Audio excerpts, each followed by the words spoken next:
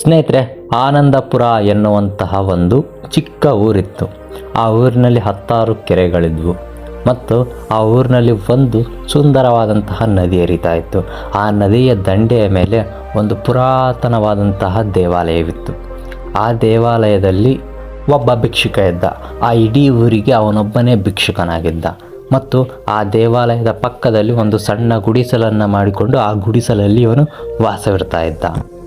ಇವನು ದೇವಸ್ಥಾನದ ಹೊರಗಡೆ ಮತ್ತು ಊರಲ್ಲೆಲ್ಲ ಸುತ್ತಾಡಿ ದಿನವಿಡೀ ಭಿಕ್ಷೆ ಬೇಡ್ತಾ ಇದ್ದ. ಮತ್ತು ಸಾಯಂಕಾಲ ಬಂದು ಅವನ ಜೋಳಿಗೆಯಲ್ಲಿರುವಂತಹ ಎಲ್ಲ ಕಾಳುಗಳನ್ನು ಸುರಿದು ಅದರಿಂದ ಅಡುಗೆ ಮಾಡಿಕೊಂಡು ರಾತ್ರಿಯ ಊಟವನ್ನು ಮಾಡಿಕೊಂಡು ಮಲಗ್ತಾ ಇದ್ದ.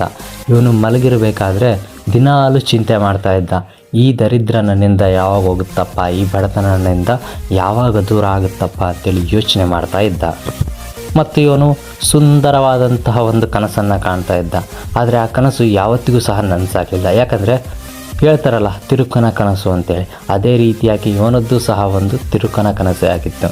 ಇವನು ಕನಸಿನಲ್ಲಿ ಕಾಣ್ತಾ ಇದ್ದ, ಒಂದಲ್ಲ ಒಂದು ದಿನ ಸ್ವರ್ಣದ ರಥವನ್ನೇರಿ ಅಂದರೆ ಬಂಗಾರದ ರಥವನ್ನೇರಿ ದೇವರು ನನ್ನ ಬಳಿಗೆ ಬರ್ತಾನೆ, ಬಂದು ನನ್ನ ಈ ದರಿದ್ರವನ್ನು, ನನ್ನ ದುಃಖವನ್ನು ಎಲ್ಲವನ್ನು ದೂರ ಮಾಡ್ತಾನೆ ಮತ್ತು ನನ್ನ ಇಡೀ ಜೀವನವನ್ನು ಸುಖದಿಂದ ತುಂಬಿ ಹೋಗ್ತಾನೆ ಅಂಥೇಳಿ ಇವನು ಕನಸನ್ನು ಕಾಣ್ತಾ ಇದ್ದ. ಆದರೆ ಈ ಕನಸು ಯಾವತ್ತೂ ಸಹ ನನಸಾಗಲಿಲ್ಲ, ಬರೀ ಕನಸಾಗಿಯೇ ಉಳಿದೋಯ್ತು. ಅದು ಕೂಡ ಇವನು ಮಾಡಿದಂತಹ ಒಂದು ತಪ್ಪಿನಿಂದಾಗಿ. ಎಂದಿನಂತೆ ಈ ಭಿಕ್ಷುಕ ರಾತ್ರಿ ಮೇಲೆಗೆ ದಿನ ಬೆಳಿಗ್ಗೆ ಹೇಳ್ತಾನೆ.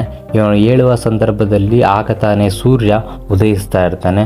ಸುತ್ತಲೂ ಆಗಸವೆಲ್ಲ ಬಂಗಾರದ ಬಣ್ಣದಿಂದ ತುಂಬಿಕೊಂಡಿರುತ್ತೆ ಮತ್ತು ಅದೇ ಒಂದು ಹೊಳಪಿನಲ್ಲಿ ಇವನು ನದಿಯ ಕಡೆಗೆ ಸ್ನಾನಕ್ಕೆಂದು ಹೋಗ್ತಾನೆ. ಆ ನದಿಯ ನೀರು ಸಹ ಬಂಗಾರದಂತೆ ಹೊಳಿತಾ ಇರುತ್ತೆ. ಇವನು ಅದೇ ನದಿಯಲ್ಲಿ ಸ್ನಾನ ಮಾಡಿ ಉಲ್ಲಾಸದಿಂದ ಬಹಳಷ್ಟು ಸಂತಸದಿಂದ ಹೊರಗಡೆಗೆ ಬರ್ತಾನೆ. ಬಂದು ನದಿಯ ದಂಡೆಯ ಮೇಲೆ ನಿಂತ್ಕೊಂಡು ನೋಡ್ತಾನೆ. ದೂರದಲ್ಲಿ ಯಾವುದೋ ಒಂದು ಬಂಗಾರದ ಬಣ್ಣದ ವಸ್ತು ಇವನತ್ತ ಬರ್ತಿರೋದು. ಹತ್ತಿರ ಬಂದಂತೆಲ್ಲ ಇವನಿಗೆ ಗೊತ್ತಾಗುತ್ತೆ ಅದು ಒಂದು ಚಿನ್ನದ ರಥ. ಇವನು ಕನಸಿನಲ್ಲಿ ಕಂಡಂತಹ ಒಂದು ಚಿನ್ನದ ರಥ ಇವನ ಹತ್ತಿರಕ್ಕೆ ಬರ್ತಾ ಇರುತ್ತೆ ಮತ್ತು ಆ ರಥದಲ್ಲಿ ಒಬ್ಬ ದೇವನಿರ್ತಾನೆ. ಇದನ್ನು ನೋಡಿ ಆ ಭಿಕ್ಷುಕನಿಗೆ ಎಲ್ಲಿಲ್ಲದ ಸಂತೋಷವಾಗುತ್ತೆ. ಇನ್ನು ನನ್ನ ಎಲ್ಲ ದುಃಖಗಳು ಸಹ ದೂರವಾದವು. ಭಗವಂತ ಇನ್ನು ನನ್ನ ಹತ್ರಕ್ಕೆ ಬರ್ತಾ ಇದ್ದಾನೆ, ನನ್ನಲ್ಲಿ ಇರುವಂತಹ ಎಲ್ಲ ದುಃಖವನ್ನು ದೂರ ಮಾಡಿ ನನಗೆ ಬರೀ ಸಂತಸವನ್ನೇ ಕೊಟ್ಟು ಹೋಗ್ತಾನೆ ಅಂಥೇಳಿ ಬಹಳಷ್ಟು ಖುಷಿಯಿಂದ ಇರ್ತಾನೆ. ಮತ್ತು ಅವನು ಅಂದ್ಕೊಳ್ತಾನೆ, ಭಗವಂತ ನನ್ನ ಹತ್ರ ಬಂದ ತಕ್ಷಣ ನಾನು ಕೇಳಿದ್ದೆಲ್ಲವನ್ನು ಕೊಡ್ತಾನೆ, ಅದಕ್ಕೆ ನಾನು ಈ ಭಗವಂತರಲ್ಲಿ ಏನು ಕೇಳಬೇಕು ಅನ್ನೋದು ಮೊದಲಿನಿಂದಾನೇ ಚಿಂತೆ ಮಾಡ್ತಾ ನಿಂತಿರ್ತಾನೆ. ಅದೇ ಸಮಯಕ್ಕೆ ಸರಿಯಾಗಿ ಆ ಚಿನ್ನದ ರಥ ಇವನ ಮುಂದೆ ಬಂದು ನಿಲ್ಲುತ್ತೆ. ಅದರಲ್ಲಿ ಇರುವಂತಹ ಆ ದೇವನು ಸಹ ಕೆಳಗಡೆ ಇಳಿದು ಬಂದು ಈ ಭಿಕ್ಷುಕನ ಮುಂದೆ ನಿಲ್ತಾನೆ. ಇದನ್ನು ನೋಡಿ ಭಿಕ್ಷುಕ ಬಹಳಷ್ಟು ಖುಷಿ ಪಡ್ತಾನೆ. ಇನ್ನೇನು ಭಗವಂತ ನಿನಗೇನು ಬೇಕೋ ಅದನ್ನು ನನ್ನ ಹತ್ರ ಕೇಳಿ ಪಡ್ಕೋ ಅಂತ ಹೇಳ್ತಾನೆ ಅಂಥೇಳಿ ಸಂತಸದಿಂದ ಭಗವಂತನ ಕಡೆಯೇ ನೋಡ್ತಾ ಇರ್ತಾನೆ. ಆದರೆ ಭಗವಂತ ಏನು ಮಾಡ್ತಾನೆ ಅಂತಂದರೆ, ನಿನ್ನಲ್ಲಿ ಏನಿದೆಯೋ ಅದನ್ನೆಲ್ಲ ನನಗೆ ನಿನ್ನ ನಿಸ್ವಾರ್ಥ ಮನಸ್ಸಿನಿಂದ ಕೊಡು ಅಂಥೇಳಿ ಭಿಕ್ಷುಕನ ಹತ್ರನೇ ಕೇಳಿಬಿಡ್ತಾನೆ. ಆದರೆ ಆ ಭಿಕ್ಷುಕ ಇದನ್ನು ನೋಡಿ, ಏನು ಭಿಕ್ಷುಕನ ಹತ್ರನೇ ಭಿಕ್ಷೆನಾ, ಒಬ್ಬ ಭಿಕ್ಷುಕನ ಹತ್ರನೇ ಭಿಕ್ಷೆ ಕೇಳ್ತಾ ಇದ್ದಾರಾ ಅಂಥೇಳಿ ಯೋಚನೆ ಮಾಡ್ತಾನೆ. ಮತ್ತು ಅಂದ್ಕೊಳ್ತಾನೆ, ಇವನು ಯಾವ ದೇವರು ಸಹ ಆಗಿರೋದಕ್ಕೆ ಸಾಧ್ಯವಿಲ್ಲ, ಯಾರೋ ಒಬ್ಬ ಮನುಷ್ಯನೇ ಆಗಿರಬೇಕು, ಅದಕ್ಕೆ ನನ್ನ ಹತ್ರನೇ ಭಿಕ್ಷೆಯನ್ನು ಕೇಳ್ತಾ ಇದ್ದಾನೆ ಅಂಥೇಳಿ ಇವನನ್ನು ಹೇಗಾದರೂ ಮಾಡಿ ಸಾಗಾಕಬೇಕು ಅಂಥೇಳಿ ಮನಸ್ಸಿನಲ್ಲಿ ಅಂದ್ಕೊಳ್ತಾ ಇರ್ತಾನೆ. ಮತ್ತು ದೇವರು ಕೇಳ್ತಾನೆ, ನಿನ್ನಲ್ಲಿ ಏನಿದೆಯೋ ಅದನ್ನು ನಿನ್ನ ನಿಷ್ಕಲ್ಮಶ ಮನಸ್ಸಿನಿಂದ ನನಗೆ ಕೊಡು ಅಂಥೇಳಿ ಮತ್ತೆ ಕೇಳ್ತಾನೆ. ಮತ್ತೆ ಇದೇ ಮಾತನ್ನು ಕೇಳಿದ ತಕ್ಷಣ ಭಿಕ್ಷುಕನಿಗೆ ಒಂಥರ ಕೋಪ ಬರುತ್ತೆ. ಕೋಪ ಬಂದು ಭಿಕ್ಷುಕ ಏನು ಮಾಡ್ತಾನೆ ಅಂದರೆ, ತನ್ನ ಜೋಳಿಗೆಯಲ್ಲಿ ಇರುವಂತಹ ಧಾನ್ಯದಲ್ಲಿ ಒಂದು ಮುಷ್ಟಿಯಷ್ಟು ಧಾನ್ಯವನ್ನು ಆ ದೇವನಿಗೆ ಕೊಡ್ತಾನೆ. ಕೊಟ್ಟು ಅಲ್ಲಿಂದ ಹೊರಟು ಹೋಗ್ತಾನೆ.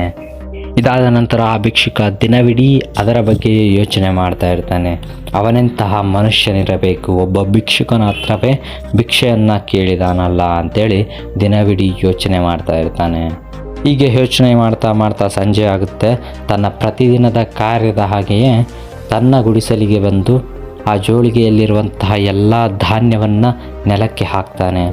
ಆಗ ಅವನು ನೋಡ್ತಾನೆ, ಆ ಧಾನ್ಯಗಳ ಮಧ್ಯದಲ್ಲಿ ಕೆಲವೊಂದಿಷ್ಟು ಧಾನ್ಯಗಳು ಸ್ವರ್ಣದಿಂದ ಅಂದರೆ ಬಂಗಾರದ ಧಾನ್ಯಗಳು ಇರ್ತವೆ. ಆ ಎಲ್ಲ ಬಂಗಾರದ ನಾಣ್ಯಗಳನ್ನು ನೋಡಿದಂತಹ ಭಿಕ್ಷುಕ ಆ ಎಲ್ಲ ಬಂಗಾರದ ನಾಣ್ಯಗಳನ್ನು ಹೊಂದಿಸಿಕೊಂಡು ತನ್ನ ಕೈಯಲ್ಲಿ ಹಿಡಿದುಕೊಳ್ತಾನೆ. ಅವು ಕೇವಲ ಒಂದು ಮುಷ್ಟಿಯಷ್ಟು ಮಾತ್ರ ಇರ್ತವೆ. ಆಗ ಆ ಭಿಕ್ಷುಕನಿಗೆ ಅರ್ಥವಾಗುತ್ತೆ, ನನ್ನ ಬಳಿ ಭಿಕ್ಷೆಯನ್ನು ಕೇಳಿದ್ದು ಆ ದೇವರೇ, ಅದಕ್ಕೆ ಅವರು ನಿಷ್ಕಲ್ಮಶದಿಂದ ನಿನ್ನ ಬಳಿಗೆ ಏನಿದೆಯೋ ಅದನ್ನು ಕೊಡು ಅಂತೇಳಿ 2 ಬಾರಿ ಕೇಳಿದ್ದು. ಆದರೆ ನಾನೇ ಇದನ್ನು ಅರಿಯದೆ ಕೇವಲ ಇವನೊಬ್ಬ ಮನುಷ್ಯನಿರಬೇಕು, ಇವನನ್ನು ಹೇಗಾದರೂ ಮಾಡಿ ಸಾಗಾಕಬೇಕು ಅಂತೇಳಿ ಕೇವಲ ಒಂದೇ ಒಂದು ಮುಷ್ಟಿಯಷ್ಟು ಧಾನ್ಯವನ್ನು ಮಾತ್ರ ನೀಡಿದೆ. ಅದಕ್ಕಾಗಿ ನನಗೆ ಒಂದೇ ಒಂದು ಮುಷ್ಟಿಯಷ್ಟು ಮಾತ್ರ ಬಂಗಾರದ ಧಾನ್ಯಗಳನ್ನು ಕೊಟ್ಟು ಹೋಗಿದ್ದಾನೆ. ಈ ನನ್ನ ಸಣ್ಣ ಮನಸ್ಥಿತಿಗೆ ತಕ್ಕ ಪ್ರತಿಫಲವೇ ಸಿಕ್ಕಿದೆ ಅಂಥೇಳಿ ಮನಸ್ಸಿನಲ್ಲಿಯೇ ಕೊರಗುತ್ತಾ ಜೀವನವನ್ನು ನಡೆಸ್ತಾನೆ.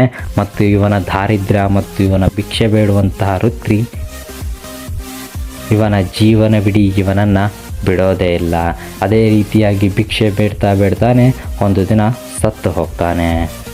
ಸ್ನೇಹಿತರೆ, ಇದರ ಅರ್ಥ ಇಷ್ಟೇ, ಆ ಭಗವಂತ ಒಂದಲ್ಲ ಒಂದು ರೂಪದಲ್ಲಿ ನಮ್ಮ ಹತ್ರ ಬಂದು ನಮ್ಮ ಬಳಿ ಇರುವುದನ್ನೆಲ್ಲ ಕೇಳಿ ಅದನ್ನು ಮತ್ತೆ ಕೊಡೋದಕ್ಕೆ ಅಂಥೇಳಿ ಯೋಚನೆ ಮಾಡಿರ್ತಾನೆ. ಆದರೆ ನಾವುಗಳು ನಮ್ಮ ಸಣ್ಣ ಮನಸ್ಥಿತಿಯಿಂದಾಗಿಯೇ ಅದನ್ನೆಲ್ಲ ಕಳೆದುಕೊಂಡು ಬಿಡ್ತೀವಿ. ಹೇಳ್ತಾರಲ್ಲ, ಕೈಗೆ ಬಂದದ್ದು ಬಾಯಿಗೆ ಬರಲ್ಲ ಅಂಥೇಳಿ.